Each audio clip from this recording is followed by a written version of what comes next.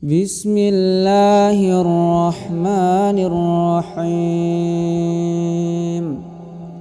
سبح اسم ربك الأعلى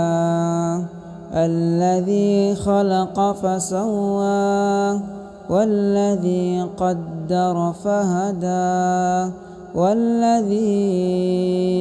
أخرج المرعى فجعله غثاء أحوى سنقرئك فلا تنسى إلا ما شاء الله إنه يعلم الجهر وما يخفى ونيسرك لليسرى فذكر إن نفعت الذكرى سيذكر من يخشى ويتجنبها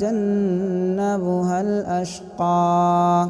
الذي يصلى النار الكبرى ثم لا يموت فيها ولا يحيا